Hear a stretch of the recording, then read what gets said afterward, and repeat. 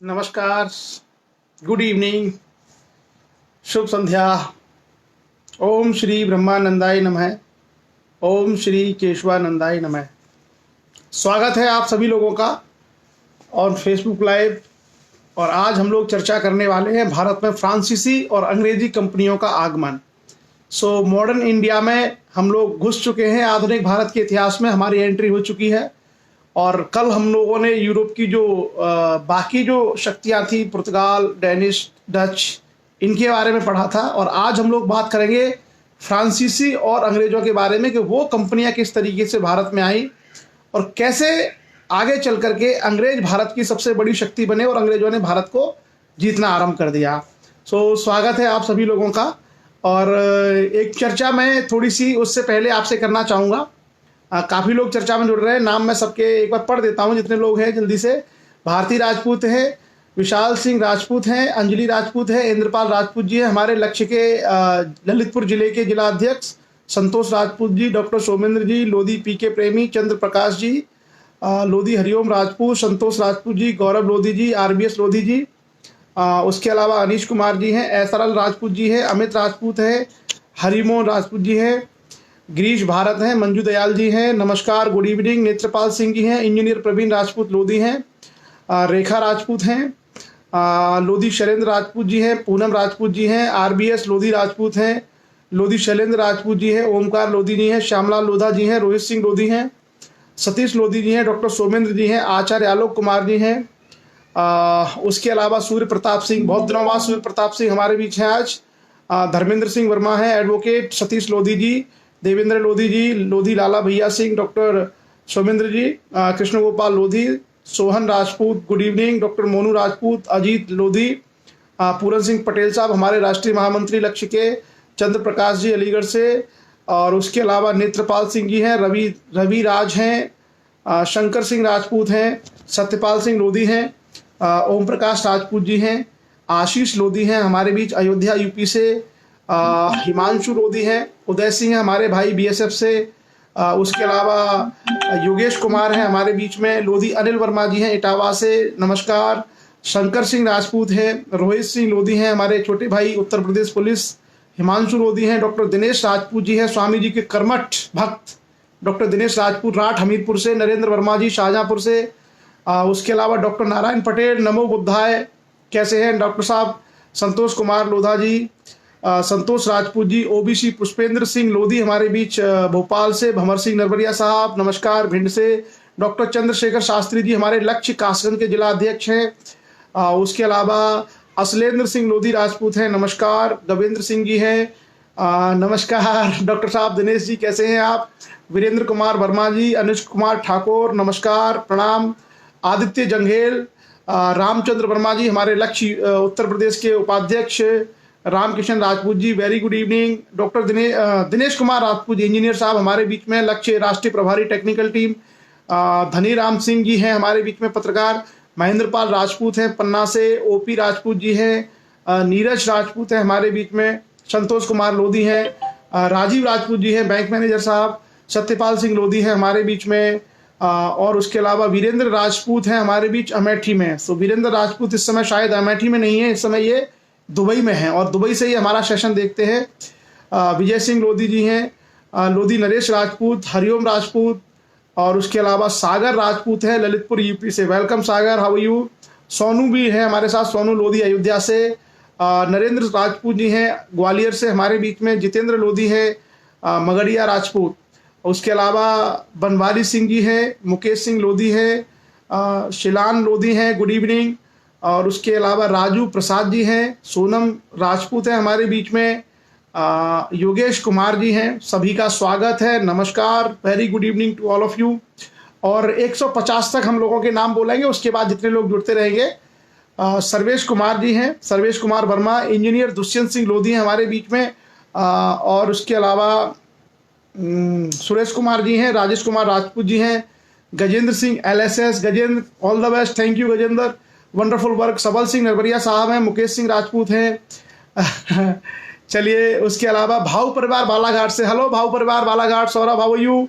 कमल लोधी, कुंवर खूबचंद लोधी जी, उमा विश्वजीत लोधी जी हमारे बीच राठ से, जय हिंद राजपूत हैं। डॉक्टर विष्णु राजपूत रूस से हमारे बीच जुड़े हैं। सो वेलकम डॉक्टर साहब, वेलकम टू इंडिया। और हम भारत की तरफ से आपका स्वागत करते हैं और हमें उम्मीद है कि रूस में आप, रशिया में अच्छे तरीके से होंगे। रमेश वर्मा जी हैं, उसके अलावा डॉक्टर सौरभ राजपूत हैं एटा से, प्रदीप सिंह लोधी हैं, नमस्कार। अमित सिंह राजपूत हैं, चलिए मनोज वर्मा जी हैं। सो रवि राज हैं, रोहित राजपूत हैं हमारे बीच में, धर्मेंद्र सिंह आज़ाद हिंदुस्तानी, कमल लोधी जी हैं, कमलेश कुमार राजपूत जी हैं हरदोई यूपी से, पवन कुमार जी हैं, शिव सिंह आर राजपूत हैं हमारे बीच।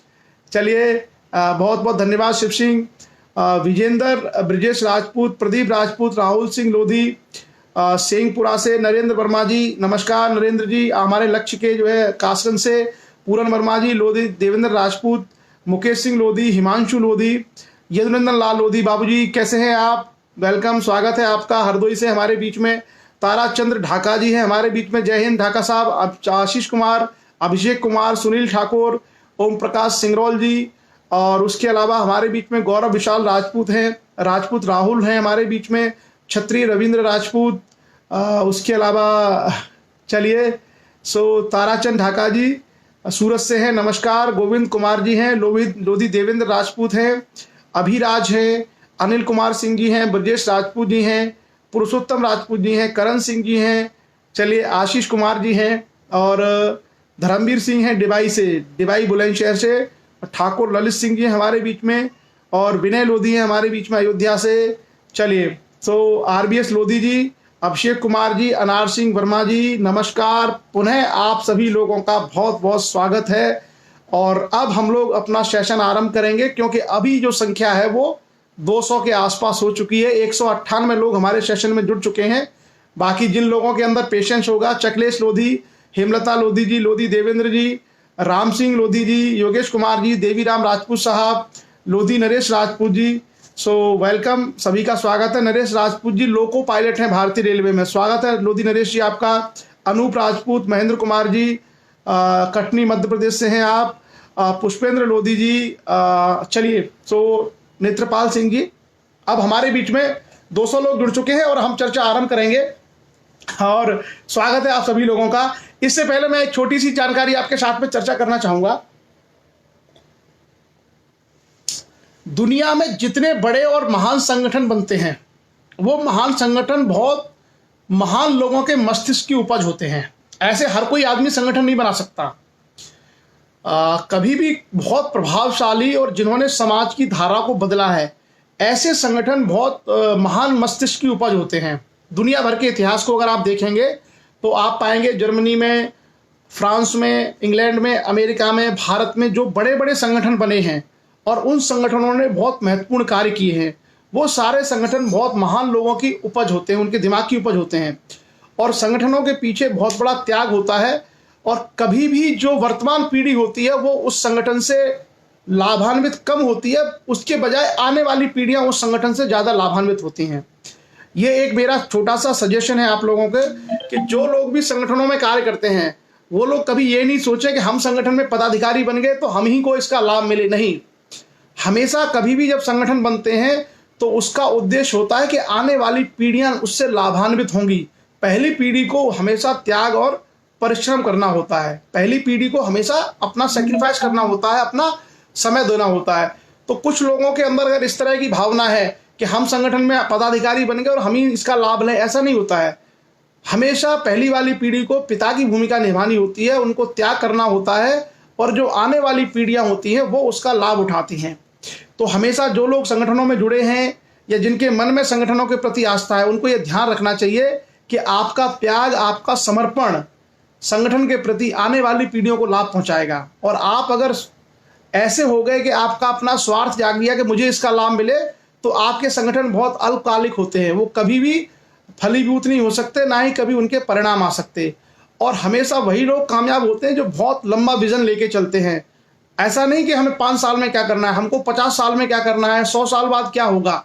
इतना जो लोग सोचते हैं, जिनकी दृष्टि इतना दूर तक जाती है, सिर्फ वही लोग काम कर पाते हैं, वही लोग समाज में एक ऐतिहासिक भूमिका निभा पाते हैं।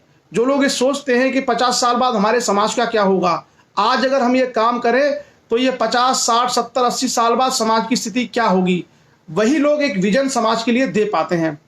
तो मैं सभी लोगों से, खास करके जिन लोगों के अंदर बहुत ज़्यादा स्वार्थ है या जो बहुत मायोपिक का मतलब होता है बहुत कम दूर तक जो देखते हैं, जिनके अंदर दूरदर्शिता नहीं है, छोटी सोच होती है कि मुझे मेरा पद, मैं संगठन में रहूं, मैं ये करूं और फिर मैं नहीं रहूंगा तो कुछ नहीं रहेगा इसका, इस तरह की सोच किसी भी समाज के लिए अच्छी नहीं होती है। तो हमेशा जो एक वर्तमान पीढ़ी होती है उसे अपने कार्यों को करते समय ये बात हमेशा ध्यान रखनी चाहिए कि आज हम लोग जो कार्य कर रहे हैं उसका लाभ हम लोगों को मिले या ना मिले, लेकिन हमारी जो आने वाली जनरेशन है आज से 20 साल बाद, 25 साल बाद, क्या वो जनरेशन कभी उसका लाभ ले पाएगी? अगर हम ये सोच के काम करते हैं तभी यकीन मानिए कि हम समाज के लिए कुछ कर पाते हैं, कुछ दे पाते हैं।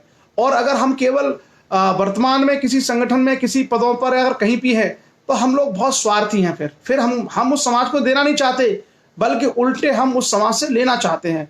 और जो व्यक्ति इस धारणा पर काम करता है कि मैं लेना चाहता हूं, तो वो कभी भी अपने जीवन में कुछ दे नहीं सकता। और जो दे नहीं सकता, प्रकृति का नियम है, ईश्वर का विधान है कि जो दे नहीं सकता उसको वापस मिल नहीं सकता। जो पहले देगा, जो पहले त्याग करेगा उसी को मिलता है। आप त्याग करके देखिए, सम्मान आपको मिलेगा। जो व्यक्ति त्याग करेगा उसी को सम्मान मिलेगा, जो व्यक्ति सेवा करेगा उसको आदर मिलेगा। ये नियम है प्रकृति का। कई बार लोगों को लगता है कि ये हमारी बातें हैं, ऐसा नहीं है, ये पूरी दुनिया का विधान है।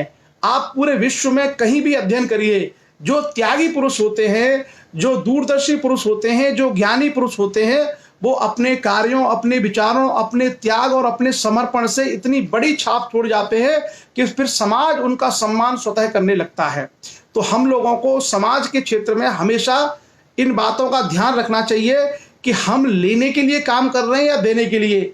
और अक्सर बहुत सारे जो संगठन हैं, थोड़ी सी चर्चा मैंने इसलिए करना आवश्यक समझा कि मैंने देखा है कि बहुत सारी संख्या में लोग संगठन बनाते रहते हैं और उसके पीछे मकसद क्या होता है, जिस समाज में अशिक्षा ज़्यादा होती है वहाँ पर उसी के अनुपात में बेरोजगारी ज़्यादा होती है।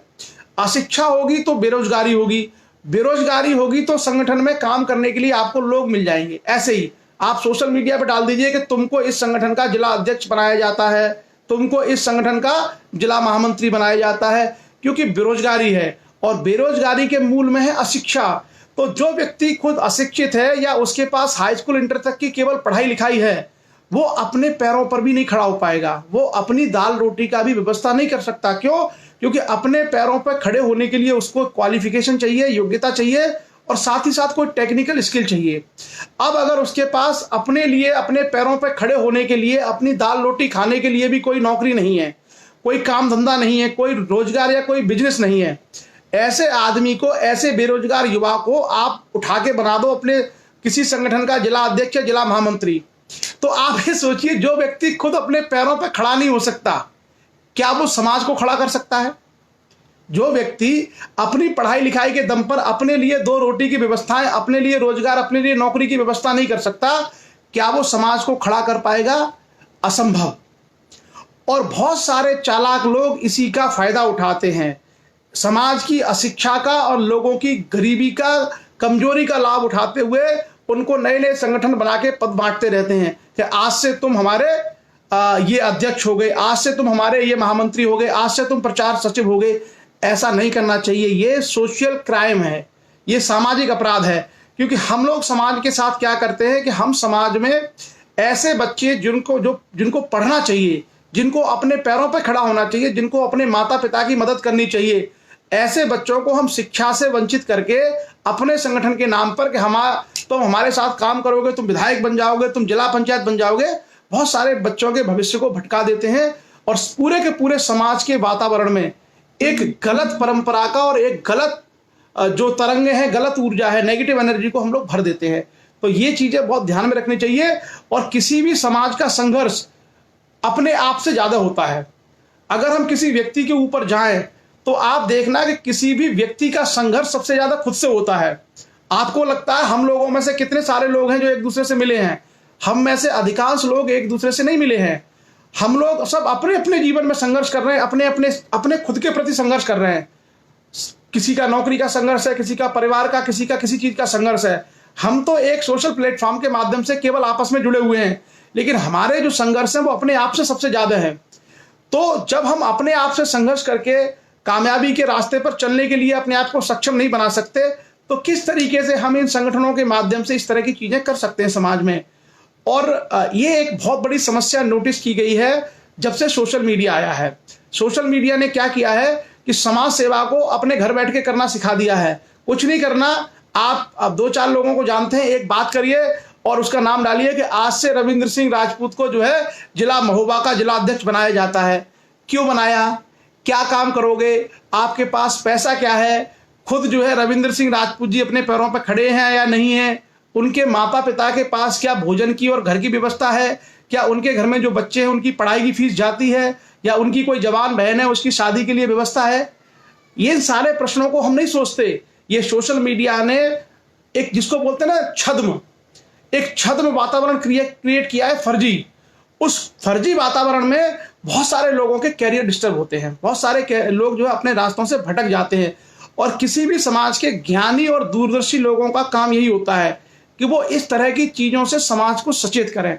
सबसे पहला काम है, मनुष्य के रूप में आपकी सबसे पहली जिम्मेदारी, आप अपने पैरों पर खड़े होइए। आप अगर पढ़ाई में अच्छे हैं तो पढ़ाई के माध्यम से करिए, किसी सर्विस में, प्राइवेट में, सरकारी में नौकरी में जाइए। अगर आप पढ़ाई में अच्छे नहीं है तो कोई हाथ का काम सीखिए, हाथ की दस्तकारी सीखिए, कोई दुकान खोलिए, 4 पैसे कमाइए, अपने माँ बाप की मदद करिए, अपने भाई बहनों की, अपने परिवार में जो छोटे बच्चे हैं उनकी मदद करिए। तब आप सोचिए कि मैं समाज सेवा करूं, मैं समाज का उद्धार करूं। आप खुद जो है रोटियों के लिए परेशान है। मैंने ऐसे कई सारे लोग देखे हैं जो खुद पढ़े लिखे नहीं है, जिनके खुद के पास खाना नहीं है, जिनके माँ बाप रोजाना जो है लड़ते हैं। ऐसे लोग आकर के ऐसे लोगों को लोग समाज सेवा के नाम पर पद बांटते फिरते हैं और वो एक बहुत बड़ा बर्डन बनते हैं समाज के ऊपर। और उसकी एक और बड़ी चीज क्या निकल के आती है जो मैंने नोटिस की है, एक बहुत बड़ी समस्या इसमें निकल के आती है कि अगर कोई बेरोजगार युवा किसी संगठन का, मान लीजिए ऐसे ही सोशल मीडिया से अगर उसको बना दिया कि तुम इस संगठन के ये हो, तो वो अपने स्टेटस को मेंटेन करने का प्रयास करेगा कि मैं तो भाई उसका जिला अध्यक्ष हूं। तो जिला अध्यक्ष भाई ऐसे जाएगा, पैदल तो लोग इज्जत नहीं करेंगे, तो वो सोचेगा कि बाइक से जाऊं, या सोचेगा कि अगर मेरे पास कोई गाड़ी है तो गाड़ी से जाऊं। अब अगर उसके पास बाइक और गाड़ी से वो जाता है और उसके पास पैसे कमाने का जरिया नहीं है, मान लो उसकी नौकरी नहीं है, कोई बिजनेस नहीं है, तो वो पेट्रोल खर्च करेगा, किसी जगह पहुंचेगा, बोलेगा मैं इस संगठन का जिला अध्यक्ष हूं, अपना प्रभाव जमाने के लिए। लेकिन उसकी खुद के सोर्स ऑफ इनकम है नहीं। तो अब वो जो पेट्रोल खर्च करके गया और जो सफेद रंग के कपड़े पहन के गया, चश्मा लगा के गया, मोबाइल हाथ में लेके गया, जो वो खर्चा कर रहा है, इस खर्चे को वो कहां से निकालेगा? क्योंकि उसके पास कोई भी सोर्स ऑफ इनकम नहीं है, उसकी ना नौकरी है, ना बिजनेस है, ना स्वरोजगार है। तो वो समाज के लोगों के बीच में जाके कहेगा कि मैं जो है फला अपने अध्यक्ष जी को बोलूंगा, राष्ट्रीय अध्यक्ष जी को, तुम्हारा काम करवाऊंगा, तुम मुझे इतने पैसे दे दो, मैं तुम्हारा काम करवा दूंगा। गांव ऐसे बहुत सारे मजबूर लोग होते हैं। मजबूर लोग क्या है, बोलते भैया हमारा कैसे भी काम करा दो। रोजाना झगड़े लफड़े गांव में आपने देखा होगा चलते रहते हैं। तो ऐसे लोगों की मजबूरी का फायदा उठा करके ऐसे लोग क्या कर देते हैं, समाज में दलाली शुरू कर देते हैं। क्या दलाली? कि मैं तुम मुझे 5,000 रुपए दो और मैं इस 5,000 रुपए से राष्ट्रीय अध्यक्ष जी से बोल करके एसएचओ को फोन करवा दूंगा या एसडीएम को फोन करवा दूंगा, तुम्हारा जमीन का ये काम खत्म हो जाएगा। तो जो समाज में एक अनपढ़ आदमी था, एक बेरोजगार आदमी था, उसको आपने पढ़ाने लिखाने के बजाय, अपने पैरों पे खड़ा करने के बजाय क्या बनाया? दलाल। ऐसा दलाल जो समाज के मजबूर लोगों की मजबूरी का फायदा उठा के उनसे कुछ पैसे लेगा अपने राष्ट्रीय अध्यक्ष या अपने संगठन के नाम पर और कहेगा मैं तुम्हारा काम करा दूंगा। काम तो होगा नहीं। तो एक नया वर्ग पैदा होगा जो समाज के ही लोगों से दलाली करेगा। और फिर ऐसे में समाज के जो भोले भाले लोग होते हैं उनका भरोसा सच्चे और अच्छे समाज सेवियों से उठ जाता है।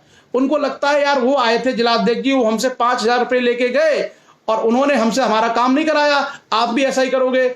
तो हम समाज में एक और नाकारा वर्ग को पैदा करते हैं। पहले ही बेचारा बेरोजगार है, पहले ही बेचारा अनपढ़ है, पहले ही बेचारा वो अपने पैरों पर नहीं खड़ा है, और हमने उससे कहा कि तुम हमारे जिला अध्यक्ष हो, और वो बैनर लगा के चला गया गाड़ी लेकर के और वहां से 5-6-10 हजार रुपए लेके आ गया। तो दलाल पैदा होते हैं, समाज के दलाल वर्ग, जो अपने ही समाज का जोंक की तरह शोषण करते हैं। वो देखते हैं कहीं आग लग गई तुरंत पहुंच गए। हमको दो, हम एसडीएम से कह के अभी तुम्हारी कार्रवाई करवाते हैं, हमको जरा 5,000 रुपए दे दो, हम पुलिस को बोल करके तुम्हारा काम करा देंगे। तो जो गरीब लोग हैं उनका वो शोषण करते हैं, किसके नाम पर? इन्हीं संगठनों के नाम पर। और ये किसी भी समाज के लिए बहुत ही नेगेटिव और बहुत ही खतरनाक स्थिति होती है। और ये सारी चीजें संभवतः आप सब लोगों ने देखी होंगी, महसूस की होंगी। इसलिए आपने देखा होगा कि ग्रामीण समाज में बहुत कम लोग समाज सुधार का जब आप काम करेंगे तो आपको सहयोग करने को तैयार होते हैं, क्योंकि वो बेचारे भुक्तभोगी होते हैं। अगर किसी गांव में एक आदमी के साथ आपने छल कर दिया, किसी एक आदमी को आपने धोखा दे दिया, तो पूरे गांव को ये समझ में आ जाता है कि यार वो संगठन के लोग आए थे और हमें लूट के ले गए। तो पूरे गांव के लोगों की धारणा ये बन जाती है कि इस तरह के लोगों से दूर रहना चाहिए, ये सब झूठे होते हैं, मक्कार होते हैं, दलाल होते हैं। इस तरह की चीजें समाज में क्यों पनपती हैं? ये इसके दोषी वो लोग हैं जिनके दिमाग में खुराफाती मानसिकता पनपती है संगठन बनाने की, और जो बेरोजगार लोगों को और कम पढ़े लिखे लोगों को फालतू में सोशल मीडिया के माध्यम से या किसी तरीके से एक छोटा सा लेटर हेड ऐसा बनवाया, छाप के भेज दिया कि आज से तुम हमारे जिला महामंत्री। तो ये जो सारी चीजें हैं, ये एक्चुअली क्या है? ये समाज की समस्याएं हैं। हम लोग जब तक इन समस्याओं पर मंथन नहीं करेंगे, जब तक इन पर रिसर्च नहीं करेंगे, तब तक हम इन समस्याओं की तह में नहीं जा सकते। और जब तक इनके रूट्स पर नहीं जाएंगे तब तक हम इनको खत्म नहीं कर सकते। तो ये जो ये एक कैसे आप लोगों ने देखा होगा, मशरूम जो होते हैं, मशरूम को हम लोग हिंदी में वर्ड बोलते हैं, कुछ सुनने में अच्छा नहीं लगता, कुकुरमुत्ते टाइप, कुकुरमुत्ता होता है मशरूम को हिंदी में बोलते। उसकी तरह जिसने बनाया और अपना सोशल मीडिया पर लाया, अपना लेटर हेड बनाया और छाप के दे दिया, ये समाज के बहुत बड़े अपराधी लोग होते हैं। समाज की जो मूल समस्याएं होती हैं, अगर कोई समाज अशिक्षित है तो हमें पहला ये काम करना चाहिए कि उस समाज में शिक्षा के लिए हम कितना सहयोग कर रहे हैं। किसी समाज के लोगों के पास अगर ढंग की जीविका नहीं है, रोजगार नहीं है, तो हमारे पास कौन से ऐसे साधन हैं, कौन से ऐसे तरीके हैं जिसके माध्यम से हम समाज के लोगों को नए नए रोजगार अपनाने के लिए, नए नए काम धंधे करने के लिए, प्राइवेट सेक्टर में नौकरियां ढूंढने में मदद करें।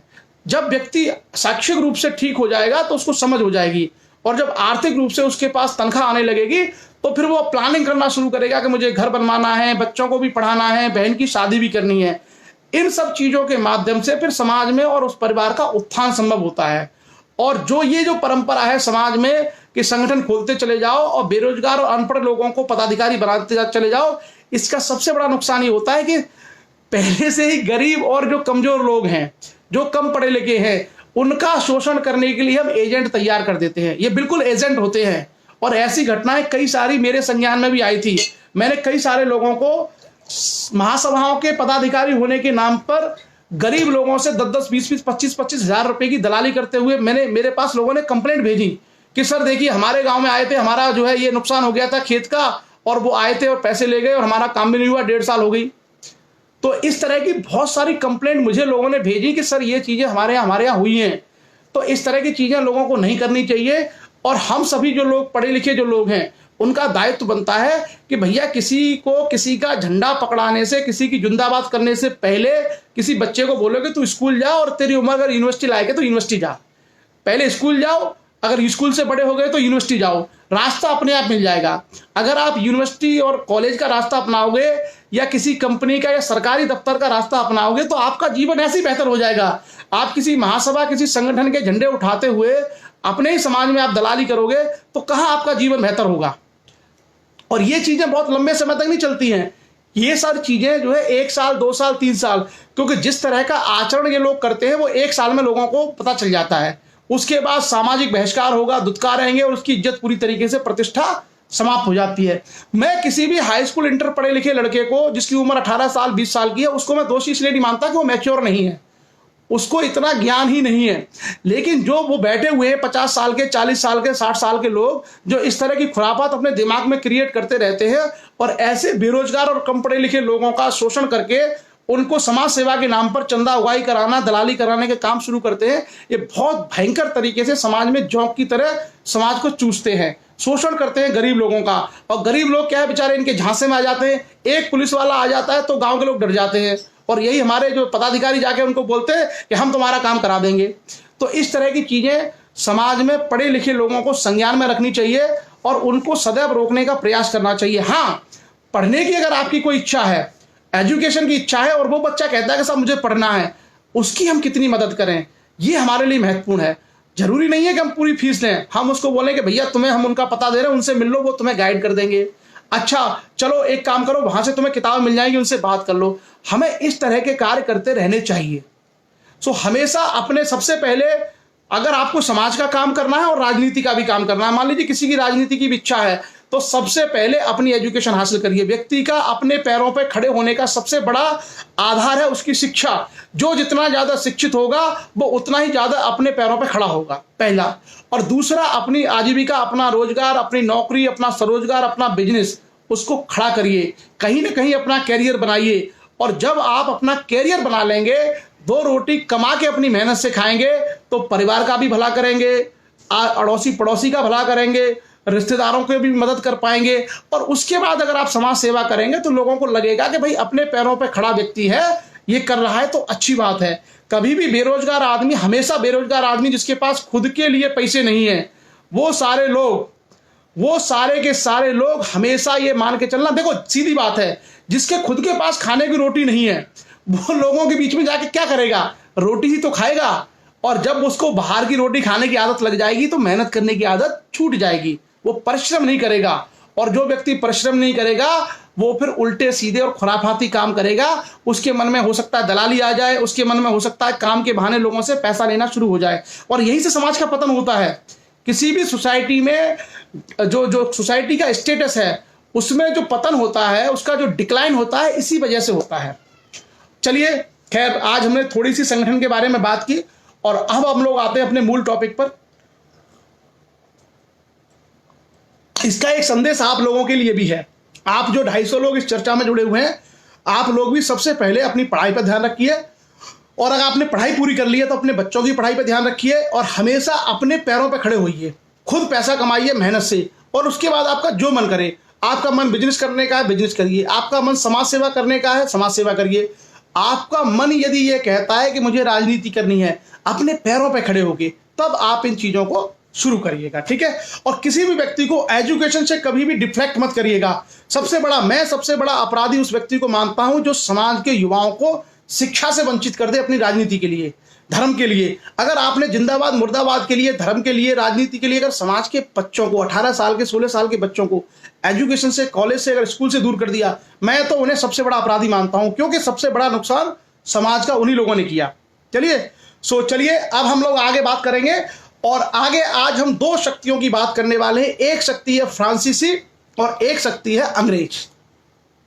अंग्रेजों के बारे में आप सब लोग जानते हैं, अंग्रेजों ने हमारा बहुत शोषण किया है, लेकिन अंग्रेज बहुत कुछ देके भी गए हैं। हमने कहा हर चीज के दो पहलू होते हैं, उसका एक पहलू होता है पॉजिटिव, एक होता है नेगेटिव। अंग्रेजों ने भारत का बहुत शोषण किया है, हमारा बहुत सारा धन संपत्ति लूट के ले गए, लेकिन अंग्रेज भारत को बहुत कुछ देके भी गए हैं। हमारा जो इंडिया का सेटअप है, जैसे हमारी पूरी ब्यूरोक्रेसी है, हमारा पार्लियामेंट है, हमारी सरकारें हैं, ये सारा सिस्टम अंग्रेजों का ही बनाया हुआ है। इवन अभी भी आपने देखा होगा 150-150 साल पुराने पुल भारत में आज भी हैं। दिल्ली में आप पुरानी दिल्ली से जब निकलेंगे तो लोहे का पुल आपको मिल जाएगा। तमाम चीजें भारत में अंग्रेज दे के भी गए हैं, जो आज तक हम लोग उनको बनाए हुए हैं। अंग्रेजों के बारे में चर्चा करेंगे क्योंकि उनका बहुत लंबे समय तक भारत पर आधिपत्य रहा। अंग्रेजों के साथ साथ एक और शक्ति भारत में आई थी, जो फ्रांस, जिसको हम लोग फ्रांस बोलते हैं, या फ्रेंच लोग भारत में आए थे। फ्रांस और इंग्लैंड दोनों ही यूरोप में एक दूसरे के प्रतिस्पर्धी थे। फ्रांस और जो अंग्रेज हैं वो दोनों ही यूरोप में एक दूसरे के कॉम्पिटिटर थे, मतलब दुश्मन। तो जब भी वहां उनमें लड़ाई होगी तो इंडिया में जरूर लड़ेंगे। अच्छा, दोनों ही शक्तियां इंडिया में आती हैं। फ्रांस की खासियत थी कि फ्रांस की जो थल सेना थी, आर्मी, सबसे स्ट्रांग थी। और जो इंग्लैंड थी, इंग्लैंड की जो नेवी थी वो दुनिया की सबसे मजबूत नेवी थी, यानी जल सेना। तो जब भी समुद्र की लड़ाई आती थी तो इंग्लैंड जीतता था और स्थल की लड़ाई में फ्रांसीसी भारी पड़ते थे। लेकिन भारत में जब ये दोनों आए तो भारत में दोनों किस रास्ते से आए? समुद्री रास्ते से। और समुद्र के ही किनारे किनारे किनारे उन लोगों ने अपनी बस्तियां और अपनी कोठियां और अपनी फैक्ट्रियां बनाना शुरू की।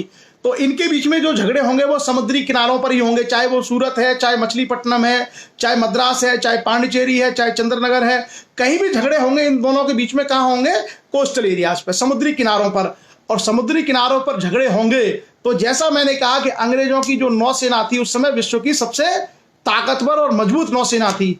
तो उसमें जीत किसकी संभव थी? उसमें जीत नेचुरली अंग्रेजों को होनी ही थी, क्योंकि अंग्रेज जो है उनके पास एडवांटेज था आर्मी, नेवी का। वही सारी चीजें करेंगे, एक एक करके हम शुरुआत करेंगे। कुछ थोड़े से फैक्ट हैं थोड़े से तथ्य हैं, आप लोग थोड़ा सा अगर ध्यान रखेंगे तो आपको याद भी हो जाएंगे।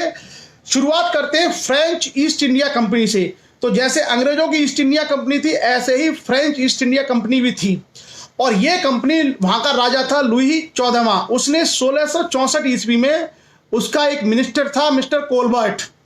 तो मिस्टर कोलबर्ट ने कहा कि भाई फ्रांस के व्यापारियों को कंपनी बनानी चाहिए और उस कंपनी को सरकारी संरक्षण में व्यापार करना चाहिए पूरब के देशों के साथ। कौन कौन पूरब के देश हैं? भारत था, इंडोनेशिया था, मलेशिया था, ये सारे देशों के साथ व्यापार करना चाहिए। तो 1664 में बनी ईस्ट इंडिया कंपनी। उसके बाद ईस्ट इंडिया कंपनी 1668 ईस्वी में भारत में पहली बार सूरत में उन्होंने अपनी कोठी स्थापित की। तो फ्रांसीसी सबसे पहले कहाँ आए? भारत में सूरत। क्लियर? जैसे पुर्तगाली कहाँ पे आए? कालीकट। उसी तरीके से फ्रांसीसी भारत में सबसे पहले आए सूरत। उसके बाद आगे चल करके फ्रांसीसियों ने अपना मुख्यालय बनाया पांडिचेरी को। और पांडिचेरी में फ्रांसीसी बहुत लंबे समय तक गए। मुझे लगता है भारत में सबसे बाद में फ्रांसीसी निकले हैं, आई थिंक 1964 के आसपास। तो पांडिचेरी को उन्होंने अपना मुख्यालय बनाया और उनका मुख्यालय बड़े लंबे समय तक फिर पांडिचेरी ही रहा। आगे देखते हैं, 1690 ईस्वी में उन्होंने चंद्रनगर, एक जगह थी बंगाल में, वहां अपनी कोठी बनाई। उसके बाद फ्रांसीसियों की असली जो शक्ति है उसकी शुरुआत हुई थी 1742 में। और 1742 में क्या हुआ था? एक आदमी था डुप्ले, नाम याद रखना, डुप्ले। तो जो डुप्ले था वो फ्रांसीसी वायसराय बना करके भारत भेजा गया 1742 में। और 1742 तक आते आते फ्रांसीसी भारत में बड़े मजबूत हो चुके थे और इंग्लैंड और फ्रांस के बीच में यूरोप में युद्ध चल रहा था। उस युद्ध में, स्थल के युद्ध में, हमेशा फ्रांस का पलड़ा भारी रहता था। तो फ्रांसीसी उसी आत्मविश्वास के साथ आए थे कि हम हिंदुस्तान में भी अंग्रेजों को हरा देंगे और केवल हम ही इन सारे एरिया पर राज करेंगे और ये सारे हमारे उपनिवेश होंगे। इसकी शुरुआत की थी डुप्ले नामक आदमी ने, जो 1742 ईस्वी में फ्रांस का गवर्नर जनरल या वायसराय बन के भारत आया। और मैं आपको इस बीच में बता दूं कि जो पांडिचेरी उनका मुख्यालय था, पांडिचेरी बनाया किसने था? पांडिचेरी की नींव जो है फ्रांस का एक आदमी था, फ्रेंटोइस मार्टिन नाम के एक व्यक्ति के द्वारा 1673 में पांडिचेरी को बनाया गया था। और 1721 ईस्वी में फ्रांसीसियों ने मॉरिशस पे कब्जा कर लिया था और उसके अलावा माहे और कराईकाल जो है उस पर कब्जा कर लिया था। देखिए, भारत में जो कुछ बड़े बंदरगाह हैं वो इन्हीं के द्वारा बने हुए हैं। जैसे पांडिचेरी को बनाया है फ्रांसीसियों ने। पांडिचेरी नाम का पहले कोई शहर नहीं था, इसको बसाया फ्रांसीसियों ने। जो बंबई है, आप लोगों को शायद हैरानी लगता होगा, बंबई अंग्रेजों ने बनाया है। बंबई जो शहर है उसको अंग्रेजों ने बनाया। बंबई पहले एक टापू था, उस टापू पर शहर बनाने का कार्य अंग्रेजों ने किया। अभी उसकी चर्चा करेंगे। कलकत्ता जो शहर है, कोलकाता भी भारत में अंग्रेजों ने ही बसाया है। कोलकाता नाम का कोई शहर नहीं था, वहां पहले गांव हुआ करते थे। उन्हीं गांव में अंग्रेजों ने वहां एक शहर बसा दिया जिसको आज हम लोग कोलकाता कहते हैं। और तो और जो मद्रास है, जिसको आज की डेट में हम लोग चेन्नई कहते हैं, ये चेन्नई और मद्रास भी अंग्रेजों ने ही बसाया है। तो भारत में जितने समुद्र तट के बड़े बड़े शहर हैं, ये सारे के सारे पहले छोटे छोटी जगह थी, छोटे छोटे गांव थे या छोटे छोटे आइलैंड्स या टापू थे। इन्हीं को अंग्रेजों ने और फ्रांसीसियों ने अपने व्यापार वाणिज्य के दम पर इन शहरों को बसाया। तो बहुत बड़े चीजें वो लोग करके गए थे, याद रखिएगा। इसलिए मैं हमेशा कहता हूं कि इतिहास को पढ़ने के क्रम में हम लोगों को पर्याप्त रूप से निष्पक्ष होना चाहिए। हमको ये नहीं है कि एकदम मुंह खोला और अंग्रेजों को गाली देना शुरू कर दिया। अंग्रेज क्या करके गए, उन सारी चीजों को तथ्यपरक मूल्यांकन करना चाहिए। वहां से हमें मालूम पड़ता है कि ये क्या क्या उनकी अचीवमेंट थी, कौन कौन से ऐसे कार्य थे जो उन्होंने किए, और कौन कौन से ऐसी चीजें थी जो जिनकी हमें आलोचना करनी है, और कौन सी ऐसी चीजें जो हमें स्वीकार भी करनी है कि भाई ये अच्छा काम उन्होंने किया। यही एक इतिहासकार का काम होता है। और हम लोगों को हमेशा हिस्टोरिकल पर्सपेक्टिव से पढ़ना चाहिए ताकि हम सत्य को जान पाएं। हमारा मुख्य उद्देश्य क्या है? सत्य का उद्घाटन करना। कोई क्या सोचता है उससे फर्क नहीं पड़ता। अगर किसी को लगता है कि किसी राजा के बारे में, किसी व्यक्ति के बारे में उनकी धारणा नेगेटिव है, रहने दीजिए। हमारा काम है निरपेक्ष रूप से उसका मूल्यांकन करना ताकि हम सत्य को जान पाए और अपने आप को ऐसे प्रिपेयर कर पाए कि कभी अगर सामना पर किसी कंपटीशन एग्जाम में या किसी मंच पर बुद्धिजीवियों को बैठने के साथ में अगर चर्चा करनी पड़े तो क्लियरली हम बता पाए। सो अब आगे चलते हैं, डुप्ले के बारे में जानेंगे कि डुप्ले ने क्या क्या काम किए। तो कुछ कुछ फैक्ट है, आप लोग थोड़ा ध्यान से सुनिएगा। डुप्ले पहला फ्रांसीसी अधिकारी था जिसके मन में यह इच्छा जागृत हुई कि क्यों ना भारत में राज्य कायम किए जाएं, क्यों ना भारत में एक अपने राज्य कायम किए जाएं। और इसी दौरान 1744 में रॉबर्ट क्लाइव नाम का एक अंग्रेज अधिकारी भारत आया। Robert Clive. तो जब डुप्ले 1742 में आया और उसके 2 साल बाद अंग्रेजों ने भी अपना एक अधिकारी भारत भेजा जिसका नाम था रॉबर्ट क्लाइव। और इस रॉबर्ट क्लाइव ने डुप्ले की सारी उम्मीदों पर पानी फेर दिया। आगे हम देखेंगे कि किस तरीके से रॉबर्ट क्लाइव ने अरकाट का घेरा डाला था और किस तरीके से रॉबर्ट क्लाइव ने प्लासी के युद्ध में सिराजुद्दौला को हरा दिया था। तो रॉबर्ट क्लाइव क्या था, बहुत तेज तर्रार अधिकारी था अंग्रेजों का, और उसने डुप्ले की जो योजना थी कि भारत में फ्रांसीसी राज्य कायम किया जाए, भारत के राजाओं की लड़ाई का फायदा उठाते हुए, उस सारी योजना पर रॉबर्ट क्लाइव ने पानी फेर दिया। आगे चर्चा होगी कि किस किस तरीके से इनके बीच में संघर्ष हुआ। अंग्रेज और फ्रांसीसियों के बीच में जो प्रतिस्पर्धा है, इसकी शुरुआत हुई थी कर्नाटक के साथ, कर्नाटक के युद्धों के साथ में।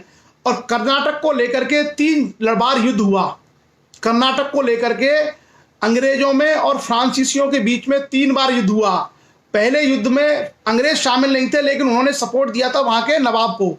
दूसरे युद्ध में फ्रांसीसी और अंग्रेज भिड़े, अंग्रेजों को कामयाबी मिली। और तीसरी लड़ाई में अंग्रेजों ने निर्णायक रूप से फ्रांसीसियों को हरा दिया। और उसके बाद फ्रांसीसी भारत छोड़ करके मतलब पांडिचेरी तक सीमित हो गए और पूरे भारत में एक तरीके से ईस्ट इंडिया कंपनी का राज स्थापित होता चला गया। इसकी हम लोग चर्चा करेंगे और देखेंगे किस तरीके से। तो पहला जो कर्नाटक वॉर है, पहला जो कर्नाटक युद्ध है, वो 1746 से लेकर के 1748 के बीच में लड़ा गया। इस युद्ध में क्या हुआ था, ये एक तरीके से ऑस्ट्रिया एक जगह थी यूरोप में। आज भी यूरोप में एक देश है जिसका नाम है ऑस्ट्रिया, और ऑस्ट्रिया की राजधानी है वियना। आप लोगों ने सुना होगा, ऑस्ट्रिया एक देश है, ऑस्ट्रिया की राजधानी है वियना। और वियना, ये जो ऑस्ट्रिया में क्या हुआ था कि वहां का उत्तराधिकार का एक झगड़ा शुरू हो गया कि कौन राजा बनेगा ऑस्ट्रिया का। उसके लिए फ्रांस चाहता था कि हमारी पसंद का व्यक्ति राजा बने, और इंग्लैंड चाहता था कि ऑस्ट्रिया का राजा उनकी पसंद का हो।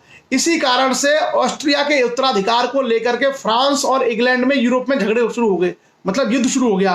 तो जैसा मैंने कहा कि यूरोप में इंग्लैंड और फ्रांस एक दूसरे के कट्टर दुश्मन, तो जैसे ही झगड़ा वहां शुरू हुआ, जैसे यूरोप में लड़ाई शुरू हुई, ऑटोमेटिक ये लड़ाई भारत में भी शुरू हो गई। तो ऑस्ट्रिया के उत्तराधिकार, भारत का कोई लफड़ा नहीं था। जो पहला कर्नाटक युद्ध हुआ, इसमें भारत का कोई मामला नहीं था। ये केवल ऑस्ट्रिया का जो उत्तराधिकार का युद्ध था यूरोप, उसका विस्तार मात्र था। और ये दोनों शक्तियां यहां भी भिड़ गई एक दूसरे से, लड़ाई हुई। और इस युद्ध का तात्कालिक एक कारण था कि अंग्रेजों का एक कैप्टन था, कैप्टन बर्नेट, उसके द्वारा कुछ फ्रांसीसी जहाजों पर उसने अधिकार कर लिया था। डुप्ले तो मौका ढूंढ रहा था, तो डुप्ले ने फटाफट से युद्ध की घोषणा कर दी। और इसमें अंग्रेजों ने कर्नाटक के नवाब का समर्थन किया था। कर्नाटक के नवाब को डुप्ले ने अपनी सेनाओं के माध्यम से सेंट थोमे की लड़ाई में सन 1748 में हरा दिया। तो पहला कर्नाटक वार में अंग्रेजों ने भारतीय नवाब को हरा दिया, भारतीय नवाब को हरा दिया। और इस तरीके से इसी बीच में क्या हुआ कि ऑस्ट्रिया के उत्तराधिकार का जो युद्ध था यूरोप में, वहां पे वो युद्ध समाप्त हो गया और एक संधि हो गई। इस संधि का नाम था, आप लोग याद रखना, एक्स ला शापेल। एक वर्ड है एक्स ला शापेल। एक्स ला शापेल की संधि के माध्यम से ऑस्ट्रिया के उत्तराधिकार का युद्ध यूरोप में समाप्त हो गया। तो जैसे ही वहां युद्ध समाप्त हुआ यूरोप में, भारत में भी समाप्त हो गया ऑटोमेटिक। लेकिन जो पहला कर्नाटक वॉर था, पहला जो कर्नाटक युद्ध था, इस युद्ध में फ्रांसीसियों ने भारत के नवाब को हरा दिया, कर्नाटक के नवाब को। इससे इस युद्ध का परिणाम तो कोई खास नहीं रहा, लेकिन इससे भारतीयों की कमजोरी जाहिर हो गई, क्योंकि फ्रांसीसी सेना बहुत छोटी थी और नवाब की सेना बहुत बड़ी थी। तो डुप्ले वो आदमी था जिसने भारत की सत्ता की चाबी यूरोपियन को बता दी। उसने कहा कि अगर हमारे पास कम सैनिक हैं, हमारे पास अच्छी बंदूकें हैं, अच्छे घुड़सवार हैं, ट्रेंड अनुशासित सैनिक हैं, तो हम तो बड़े बड़े भारतीय राजाओं को, नवाबों को हरा सकते हैं। तो डुप्ले ने ये चाबी ढूंढ ली कि भारत के राजाओं को हराया जा सकता है। इनके पास न ट्रेनिंग बढ़िया है, न इसके पास डिसिप्लिन सेना है, ना ही ये हमारी तरह टेक्निकली लड़ना जानते हैं। तो कुल मिलाकर के डुप्ले ने वो चाबी जो है बता दी यूरोप के लोगों को, और उसका लाभ किसको हुआ? अंग्रेजों को, क्योंकि अंग्रेजों को मालूम पड़ गया कि डुप्ले जब हरा सकता है इनको तो हम भी हरा सकते हैं। और वही महत्वाकांक्षा आगे चल करके अंग्रेजों के अंदर आई और अंग्रेजों ने शुरुआत की बंगाल से। पहले सिराजुद्दौला को हराया, फिर हैदर अली, फिर टिप्पू सुल्तान, फिर मराठे, फिर सिख, और ऐसे करके उन्होंने पूरे भारत को जीत लिया। तो अभी तो हम इसी में निपटेंगे कि पहले फ्रांसीसी और अंग्रेजों को ही निपट ले कि ये कैसे हुआ। तो ये पहला कर्नाटक युद्ध हुआ। कर्नाटक को लेकर के 3 बार युद्ध हुए। पहला युद्ध 1746 से 48, फिर उसके 1 साल बाद फिर युद्ध शुरू हो गया 1749 से 1754, और उसके बाद 1756 में इंग्लैंड और फ्रांस के बीच यूरोप में सप्तवर्षीय युद्ध, एक ऐसा युद्ध जो 7 साल तक चलता रहा, वो शुरू हो गया। तो जैसे वहां लड़ाई हुई यहां शुरू होगी। हमेशा याद रखना कि यूरोप में अगर इंग्लैंड में फ्रांस में कुछ भी होता, उसका सीधा सीधा परिणाम भारत में हुआ था। वो सीधे सीधे भारत में भी वैसे ही गतिविधियां शुरू हो जाती क्लियरली। सो अब हम बात करेंगे दूसरा कर्नाटक युद्ध। तो दूसरा कर्नाटक युद्ध क्या था? पहले कर्नाटक युद्ध में डुप्ले कोई बहुत महत्वपूर्ण सफलता हासिल नहीं कर पाया, और उसके बाद उसकी राज्य कायम करने की महत्वाकांक्षा समाप्त नहीं हुई। उसको लगता था कि राज्य तो कायम किया जा सकता है। तो उसमें क्या हुआ था कि दूसरा कर्नाटक युद्ध बेसिकली कर्नाटक और हैदराबाद के उत्तराधिकार को लेकर शुरू हुआ। इस बीच में एक संकट क्या आया कि कर्नाटक का एक नवाब था, नवाब अनवर उद्दीन। कर्नाटक का एक नवाब था, ये बात है 1749 की। कर्नाटक का नवाब था नवाब अनवर उद्दीन, और नवाब अनवर उद्दीन को हटा करके उसका बहनोई चांदा साहब वो बनना चाहता था कर्नाटक का नवाब। तो फ्रांसीसियों ने इसकी भनक लग गई। फ्रांसीसियों ने क्या है, सीधा जो है उसके कंधे पर हाथ रख दिया चांदा साहब की कि तुम जो है नवाब बनो और अनवरुद्दीन को हटा दो, हम तुम्हारे साथ हैं। जब अंग्रेजों को यह बात लगी तो अंग्रेज स्वाभाविक रूप से अनवरुद्दीन के सपोर्ट में आ गए। दूसरा झगड़ा किसको लेकर के था? हैदराबाद को लेकर। हैदराबाद में आपने देखा कि हैदराबाद में तब तक जो है निजामों की सत्ता स्थापित हो चुकी थी। तो हैदराबाद का जो निजाम था, जो उसको नवाब कहते थे, उसका नाम था, हैदराबाद के नवाब का नाम था आसफ जाह। और नवाब आसफ जाह की 1749 में मृत्यु हो गई। तो जब उसकी मृत्यु हुई तो उसकी गद्दी के 2 दावेदार हो गए। एक तो आसफ जाह का जो खुद का पुत्र था, उसका नाम था नासिर जंग। नासिर जंग खुद नवाब बनना चाहता था। और एक नासिर जंग का भतीजा था, मतलब आसफउद्दौला का पोता, उसका नाम था मुजफ्फर जंग। तो वो भी बादशाह बनना चाहता था। इसी कारण से फ्रांसीसियों को मौका मिल गया। फ्रांसीसियों ने क्या किया कि नासिर जंग के बजाय मुजफ्फर जंग का पक्ष लेना शुरू किया। तो कर्नाटक में कर्नाटक के नवाब को हटा करके फ्रांसीसी चाहते थे कि चांदा साहब बन जाए, और हैदराबाद में उत्तराधिकारी की जो समस्या खड़ी हुई, वहां फ्रांसीसी चाहते थे कि जो आसफ जाह का जो पुत्र है नासिर जंग, वो नवाब न बने, बल्कि आसफ जाह का जो पोता है वो फ्रांसीसियों का मतलब एक तरीके से उसका संपर्क था फ्रांसीसियों से, उसका नाम था मुजफ्फर जंग। तो फ्रांसीसी चाहते थे कि मुजफ्फर जंग उसका नवाब बने। और इन दोनों में यही झगड़ा था। अंग्रेजों को लगा कि अगर डुप्ले की चाल कायम हो गई, अंग्रेजों को लगा कि अगर फ्रांसीसियों के समर्थक लोग नवाब बन गए कर्नाटक के और हैदराबाद के, तो ये तो हमें सागर से खदेड़ देंगे, तो हम कहां से व्यापार कर पाएंगे। तो अंग्रेजों ने इनडायरेक्टली नवाब अनवरुद्दीन को और नासिर जंग को सपोर्ट करना शुरू कर दिया। तो 2 गुट हो गए। एक तरफ था मुजफ्फर जंग और फ्रांसीसी, दूसरी तरफ था नासिर जंग और अंग्रेज। और कर्नाटक वाले मामले में कौन था? नवाब अनवरुद्दीन और अंग्रेज एक तरफ थे, और उसका जो अनवरुद्दीन का बहनोई था चांदा साहब और फ्रांसीसी एक तरफ थे। खैर, लड़ाई शुरू हुई, और लड़ाई में फ्रांसीसियों ने सबसे पहले कर्नाटक के नवाब अनवरुद्दीन को मार डाला, और अनवरुद्दीन को मार करके उन्होंने चांदा साहब को बना दिया कर्नाटक का नवाब। क्लियर?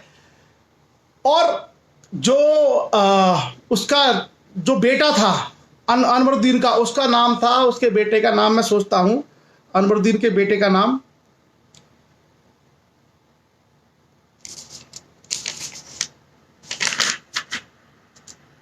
मोहम्मद अली। अनवरुद्दीन का जो बेटा था उसका नाम था मोहम्मद अली। तो अनवरुद्दीन का बेटा मोहम्मद अली भाग गया, क्योंकि फ्रांसीसियों ने और चांदा साहब ने मिलकर के अनवरुद्दीन को कर्नाटक के नवाब को मार डाला और चांदा साहब को बना दिया कर्नाटक का नवाब। और जो अनवरुद्दीन का बेटा था मोहम्मद अली, वो भाग करके अंग्रेजों के पास चला गया। उस समय अंग्रेजों का एक किला था तिरुचिरापल्ली, तमिलनाडु में। तो यहां पर एक घटना हुई। दूसरा क्या हुआ, हैदराबाद के मामले में भी मुजफ्फर जंग को फ्रांसीसियों ने अपना वहां का नवाब बनाने में वो सफल रहे और नासिर जंग को हटा दिया। तो नासिर जंग क्या है, मिल गए जाकर के किससे, फ्रांसीसियों से। तो ऐसे में अब क्या हुआ कि दोनों जगह फ्रांसीसी कामयाब रहे। फ्रांसीसियों ने अब हैदराबाद की गद्दी पर भी अपनी पसंद का आदमी और कर्नाटक का भी नवाब अपनी पसंद का बना दिया। लेकिन अंग्रेज चिंतित हो उठे। अंग्रेजों को लगा कि अगर इसी तरीके से चलता रहा तो हमारा तो सारा मामला डूब जाएगा। तो अंग्रेजों ने क्या किया, रॉबर्ट क्लाइव नाम का एक आदमी था। एक्चुअली डुप्ले ने क्या है, डुप्ले ने उसका मोहम्मद अली का पीछा किया तिरुचिरापल्ली तक, और डुप्ले ने तिरुचिरापल्ली को घेर लिया, और तिरुचिरापल्ली अंग्रेजों के संरक्षण में था। तो काफी संघर्ष होता रहा, लेकिन डुप्ले को कामयाबी नहीं मिली। डुप्ले मतलब फ्रांस का गवर्नर जनरल, उसको कामयाबी नहीं मिली। उसी समय भारत की राजनीति में पहली बार रॉबर्ट क्लाइव के दर्शन होते हैं। और रॉबर्ट क्लाइव क्या करता है कि कर्नाटक का जो नवाब था चांदा साहब, उसकी राजधानी थी अर्काट, उसकी राजधानी थी अर्काट, कर्नाटक के नवाब की। उसने, क्लाइव ने कर्नाटक की राजधानी अर्काट को घेर लिया।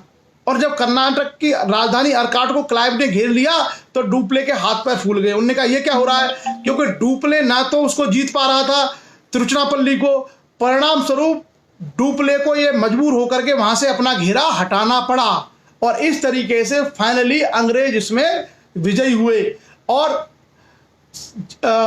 फ्रांस की सरकार ने डुप्ले को वापस बुला लिया। और इस तरीके से डुप्ले का भी चैप्टर क्लोज हो गया। और हुआ क्या, बेसिकली लॉरेंस नाम का एक आदमी आ गया था इस बीच में। लॉरेंस नाम का एक आदमी आया, अंग्रेजों का एक सेनापति, और उसने तिरुचिरापल्ली में फ्रांसीसियों पर हमला कर दिया और उसने फ्रांसीसियों को हरा दिया। तो डुप्ले की बहुत किरकिरी हुई, उसकी बहुत बेइज्जती हुई, और डुप्ले को फ्रांस सरकार ने वापस बुला लिया। और एक तरीके से दूसरे कर्नाटक युद्ध के विजेता भी अंग्रेज सिद्ध हुए। शुरू में कामयाबी फ्रांसीसियों को मिली, वो अपनी पसंद के लोगों को नवाब बनाने में कामयाब रहे, लेकिन क्लाइव की कूटनीति और सूझबूझ और लॉरेंस का नेतृत्व के कारण अंग्रेजों को विजयश्री मिली और फ्रांसीसियों को हारना पड़ा। अपमानित होकर के डुप्ले यहां से फ्रांस चला गया। और एक तरीके से द्वितीय कर्नाटक युद्ध में अंग्रेजों की सफलता ने अंग्रेजों को आत्मविश्वास से भर दिया कि भारत की सत्ता के मालिक वही होंगे, केवल अब समय का इंतजार था। बहरहाल 1756 में यह युद्ध रुक गया। उसके बाद हुआ तीसरा कर्नाटक युद्ध, और तीसरा कर्नाटक युद्ध जो है वो हुआ 1756 से लेकर 1763 तक। 1756 से 1763, और ये कुछ नहीं था, यहाँ कोई झगड़ा नहीं था, यहाँ छुटपुट झड़पें इनमें होती रहती थी। ये झगड़ा था यूरोप का। यूरोप में फ्रांसीसियों में और अंग्रेजों के बीच में एक सप्तवर्षीय युद्ध शुरू हो गया, जो 7 साल तक लड़ा गया, जिसकी तिथि थी 1756 से लेकर 1763। तो जैसा मैंने कहा कि यूरोप में जब फ्रांस में और अंग्रेजों में युद्ध, इंग्लैंड में युद्ध शुरू हुआ, तो भारत में होना ही था। तो भारत में युद्ध शुरू हुआ, और इन्हीं युद्धों में 1760 ईस्वी में एक बड़ा युद्ध लड़ा गया भारत में, जिसको भारतीय इतिहास में कहते हैं वांडीवास की लड़ाई। आप लोग याद रखना, 1760 की वांडीवास की लड़ाई। इस वांडीवास की जो लड़ाई थी, इस लड़ाई में अंग्रेजों का सेनापति था आयरकूट। और आयरकूट के नेतृत्व में अंग्रेजों ने फ्रांसीसियों को निर्णायक रूप से भारत में हरा दिया, बुरी तरीके से हरा दिया 1760 में। ये जो क्वेश्चन है 1760 वांडीवास की लड़ाई फ्रांसीसी और अंग्रेजों का, बहुत इंपॉर्टेंट है, आप लोग इसको याद रखना। ये तृतीय कर्नाटक जो वॉर हुआ था, उस तृतीय कर्नाटक वॉर का सबसे महत्वपूर्ण युद्ध था। इस युद्ध में 1760 में वांडीवास नामक स्थान पर सर आयरकूट नाम के अंग्रेज सेनापति ने फ्रांसीसियों को बुरी तरीके से परास्त कर दिया, और एक तरीके से भारत में फ्रांसीसियों को पांडिचेरी तक सीमित कर दिया। इवन पांडिचेरी को भी जीत लिया। बाद में अंग्रेजों ने रहम खा करके और फ्रांसीसियों से यह कहा कि तुम किलेबंदी नहीं करोगे तो हम तुमको ये सारी चीजें दे देंगे, पांडिचेरी का एरिया दे देंगे। और इस तरीके से 1763 में वो इंग्लैंड और फ्रांस का, यूरोप का जो सप्तवर्षीय युद्ध था वो समाप्त हो गया, संधि हो गई वहां पर, और भारत में भी ये युद्ध समाप्त हो गया। और तीसरे कर्नाटक वॉर के बाद क्या हुआ, तीसरे कर्नाटक युद्ध के बाद पूरी तरीके से अंग्रेज जो है विदेशी शक्ति के रूप में भारत में छा गए, और उन्होंने पूरी तरीके से फ्रांसीसियों को नेस्तनाबूद कर दिया। फ्रांसीसियों से उन्होंने पांडिचेरी भी छीन लिया। बाद में अंग्रेजों ने रहम खा करके और उनसे यह कहा कि तुम किले नहीं बनाओगे तो हम तुम्हें यहाँ पर ये रहने की जगह दे देंगे पांडिचेरी, और व्यापार करने के लिए। तो बाद में चल के आप देखते हैं कि पांडिचेरी जो है किसके पास रहा, फ्रांसीसियों के पास रहा, और वो 1964 तक उनके पास बना रहा। तो भारत में अब क्या हुआ, पुर्तगाल के पास गोवा और दमनदीव रह गया, पुर्तगाल के पास गोवा और दमनदीव रह गया जो देश की आजादी तक रहा, और जो फ्रांसीसी थे उनके पास पांडिचेरी रह गया। अब जो बाकी पूरा हिंदुस्तान था, चाहे मद्रास हो, चाहे कलकत्ता हो, चाहे बंबई हो, चाहे कोचीन हो, चाहे सूरत हो, चाहे बंगाल हो, चाहे सारा एरिया अब किसके लिए रह गया, भारत में केवल एक ही शक्ति बची जिसको हम लोग कहते हैं अंग्रेज। अब अंग्रेज भारत में कैसे आए थे, अंग्रेज कौन थे, इसकी हम शुरुआत से पड़ताल करेंगे, और ये कर्नाटक के वार हैं इसकी चर्चा नहीं करेंगे। बाकी हम देखते हैं अंग्रेज किस तरीके से भारत में घुसते हैं और एंट्री करते हैं। यहां तक क्लियर। थोड़े से फैक्ट ज्यादा थे, लेकिन मुझे लगता है पिक्चर आपके समझ में आ रही होगी, एक मूवी की तरह आपको समझ में आ रहा होगा कि हाँ भाई इतिहास में इस तरीके से हुआ।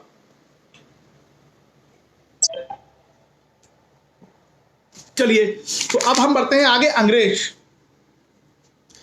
तो कल जैसा मैंने आपको बताया था कि 31 दिसंबर सन 1600 ईस्वी को इंग्लैंड में ईस्ट इंडिया कंपनी की स्थापना हुई थी।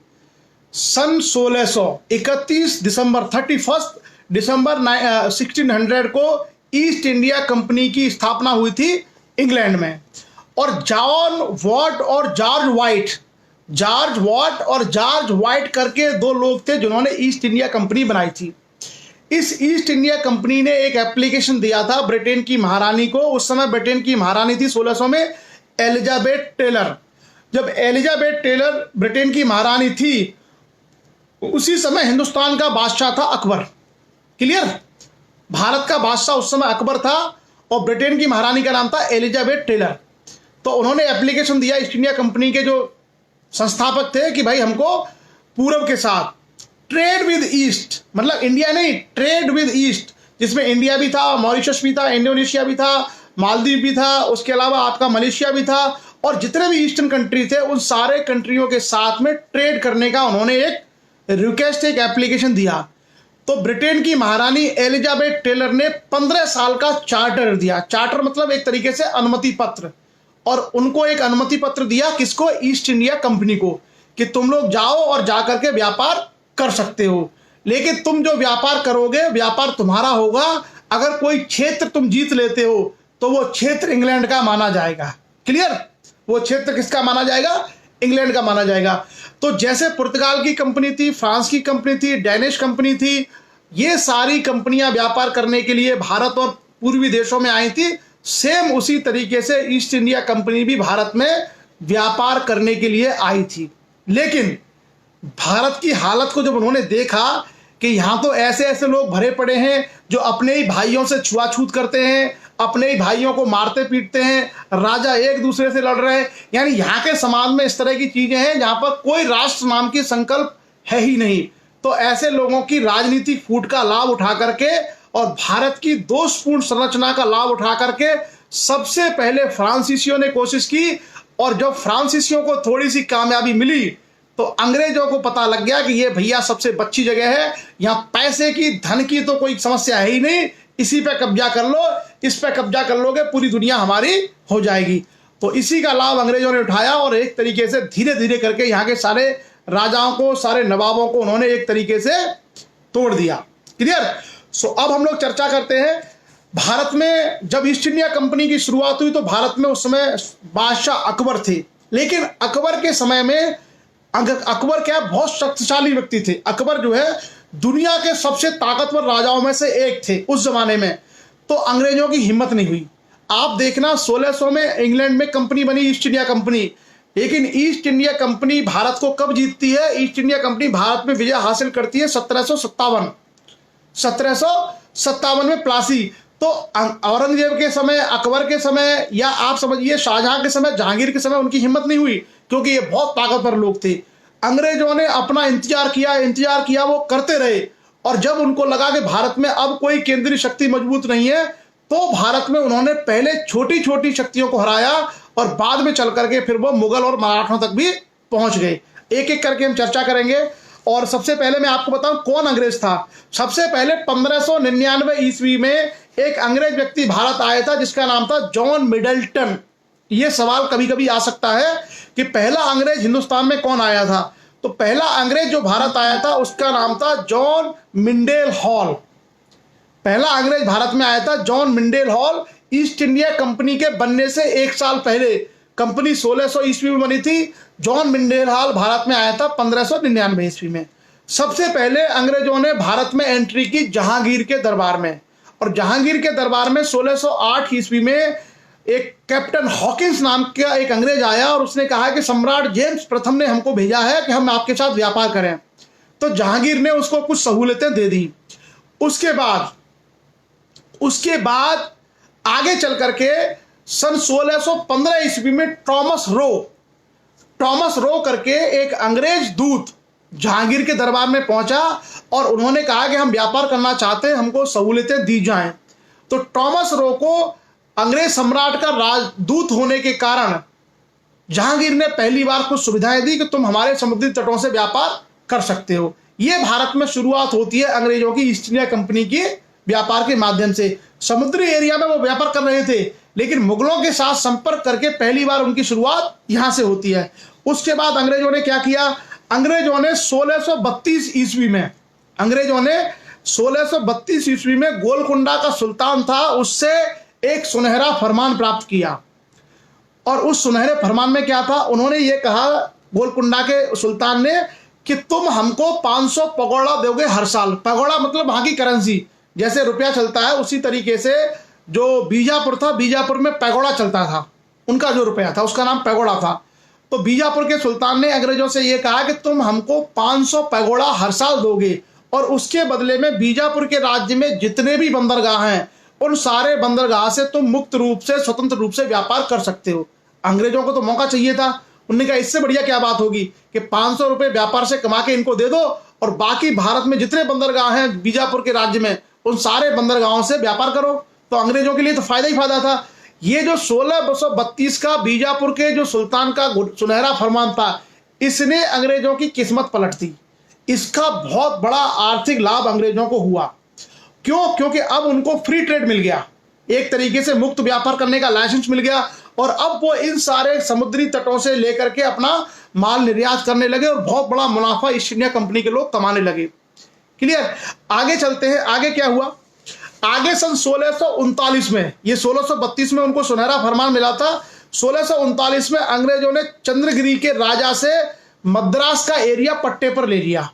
पट्टा जानते हो, लीज पर, पट्टे पर ले लिया और उसमें पट्टे पर लेकर के उन्होंने एक किले का निर्माण किया और वो पहला किला अंग्रेजों ने भारत में बनाया जिसका नाम था सेंट जॉर्ज फोर्ट।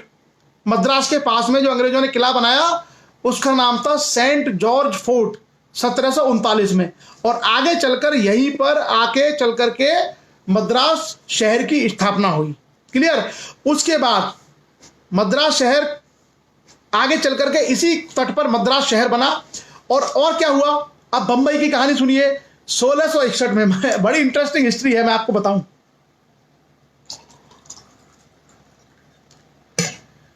1661 में क्या हुआ?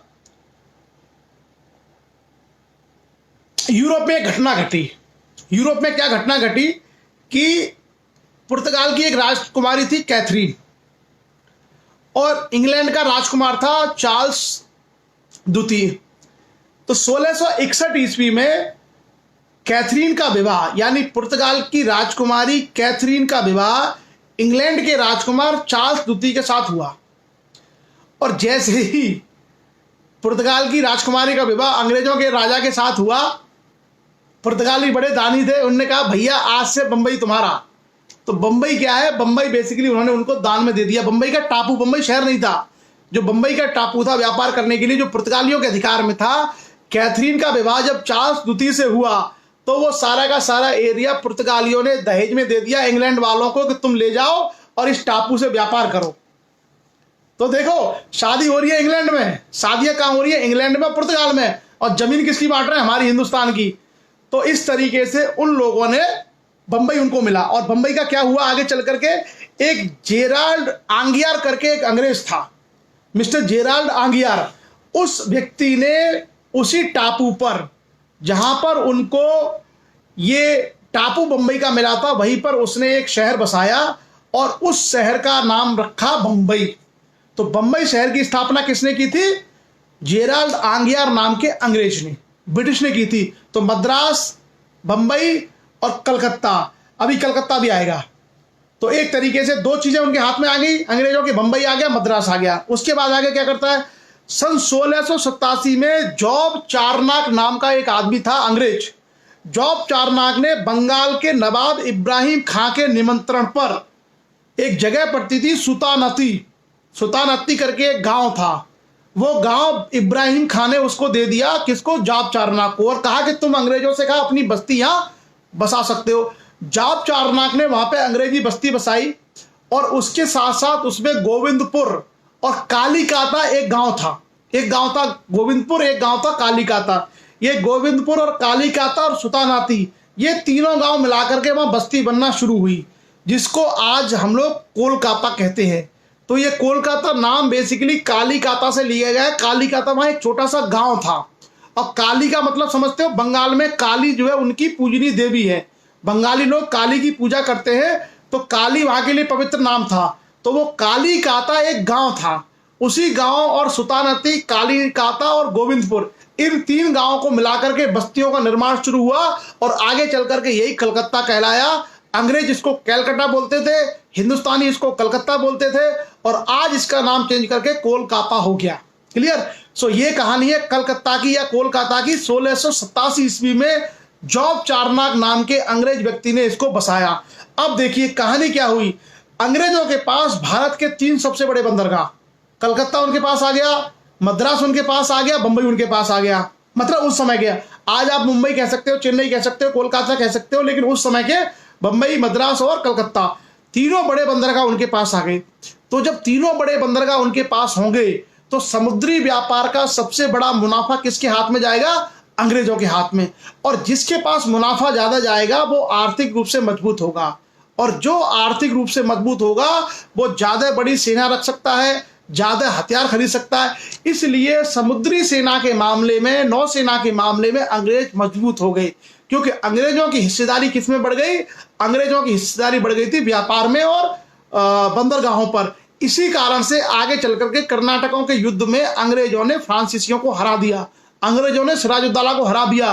क्यों? क्योंकि अंग्रेजों के पास भारत के तटों पर, चाहे सूरत था, चाहे मछलीपट्टनम था, चाहे कोचीन था, चाहे मद्रास था, चाहे बंबई था, चाहे कलकत्ता था, ये बड़े बड़े समुद्री बंदरगाह किसके हाथ में आ गए? अंग्रेजों के हाथ में। और जिसके पास बड़े समुद्री बंदरगाह होंगे, जैसा मैंने कहा कि भारत जो है दुनिया का सबसे मजबूत देशों में से एक था औरंगजेब के समय तक। तो भारत व्यापार से, धन डालने से, कपड़े से, मसालों से, तमाम वस्तुओं के उत्पादन में सबसे आगे था विश्व में।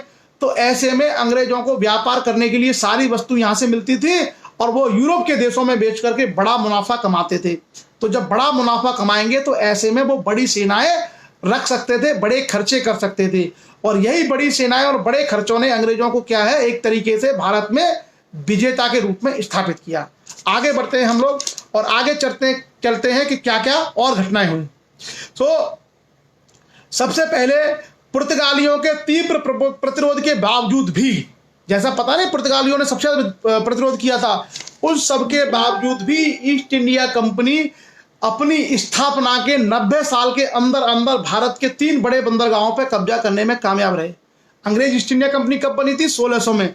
पुर्तगाली भारत में कब आए थे? 1498 में। यानी ईस्ट इंडिया कंपनी के आने से 100 साल पहले भारत में पुर्तगाली आ चुके थे, और पुर्तगालियों को 190 साल में जितनी कामयाबी नहीं मिली, उतनी कामयाबी 90 साल में अंग्रेजों ने भारत में हासिल कर ली।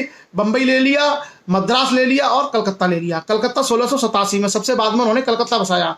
तो इस तरीके से इन अंग्रेजों के पास ये तीन बड़े बंदरगाह आ गए, और इन तीनों बड़े शहरों को, कलकत्ता, बंबई और मद्रास को प्रेसिडेंसी कहा गया। इनको ब्रिटिश हिस्ट्री में, भारत की मॉडर्न हिस्ट्री में कहा गया ब्रिटिश प्रेसिडेंसी। इसके नाम से ये लोग जाने जाएंगे। बाद में जो और मुगल बादशाह थे, खास करके शाह आलम द्वितीय वगैरह, फर्रुखसियर वगैरह ने बहुत सारी रियायतें इनको दी थी, और आगे चल करके ये सारी की सारी चीजें स्थापित हो गई थी। अब हम लोग थोड़ी सी चर्चा करेंगे। चर्चा क्या, हमारा समय तो लगभग पूरा हो ही गया है, तो थोड़ी सी चर्चा अब हम लोग ये करेंगे, क्योंकि कर्नाटक में फ्रांसीसियों और अंग्रेजों का झगड़ा हम लोगों ने देख लिया कि कैसे झगड़ा हुआ था। अब कल के सेशन में हम ये आरंभ करेंगे कि किस तरीके से अंग्रेज अब भारतीय शक्तियों को हराना शुरू करेंगे। तो भारतीय शक्तियां कौन कौन सी हैं आज सुन लीजिए, कल फिर से सुन लीजिएगा। भारत में बंगाल एक शक्ति थी, जहां पर बंगाल के नवाब शासन करते थे। जैसा कलकत्ता किसने दिया था, नवाब इब्राहिम खान ने जॉब चारनाक को दे दिया था, तो बंगाल का नवाब था। उसी तरीके से अवध का नवाब था, उसी तरीके से मैसूर में हैदर अली का राज्य था, इधर महाराष्ट्र साइड में मराठे थे। इस तरीके से आप देखेंगे कि भारत के अलग अलग भागों में अलग अलग शक्तियां हैं, और दिल्ली से अभी भी मुगल बादशाह शासन करते थे। तो दिल्ली में मुगल बादशाह थे, अवध में अवध का नवाब था, बंगाल में बंगाल का नवाब था, हैदराबाद में हैदराबाद का था, मैसूर में हैदर अली था, महाराष्ट्र में मराठे थे, पंजाब में सिख थे। इस तरीके से आपको बहुत सारी छोटी छोटी शक्तियां भारत में दिखाई देगी, और इन्हीं छोटी छोटी शक्तियों के सहयोग से एक के खिलाफ दूसरे को लड़ा करके अंग्रेज अलग अलग नीतियों के माध्यम से इनको हराएंगे और भारत पर कब्जा कर लेंगे। और यह कब्जा पूरा होगा 1857 में। इसकी शुरुआत होगी 1757 की प्लासी की लड़ाई के साथ, द वॉर ऑफ प्लासी 1757, जिसकी चर्चा हम लोग कल करेंगे। सो आज हम लोगों ने फ्रांसीसी कंपनी और ईस्ट इंडिया कंपनी दोनों को देख लिया, और उसके अलावा कर्नाटक वॉर देख लिए, ताकि फ्रांसीसी चैप्टर को क्लोज कर दें। अब हमारा पूरा का पूरा ध्यान रहेगा भारत की शक्तियां और अंग्रेजों के बीच में युद्ध, कैसे कैसे वो लड़ते हैं और कैसे कैसे अंग्रेज जीतते चले जाते हैं। तो पहले हम एक क्रम में चलेंगे 1857 तक, जहां अंग्रेज भारत पे कब्जा कर लेंगे, और उसके बाद हम फिर देखेंगे कि जब अंग्रेजों का कब्जा भारत पे हो रहा है, इसी दौरान भारत के राजाओं के द्वारा भारत को आजाद कराने के लिए, चाहे राजा हो, चाहे किसान हो, चाहे आदिवासी हो, वह किस तरीके से भारत को आजाद करने के लिए प्रयास करते हैं। तो मुझे लगता है इतिहास हम लोग जो चर्चा कर रहे हैं पूरे एक सिस्टमेटिक फ्लो में कर रहे हैं, एक एक चीज एक एक पहलू की हम चर्चा कर रहे हैं।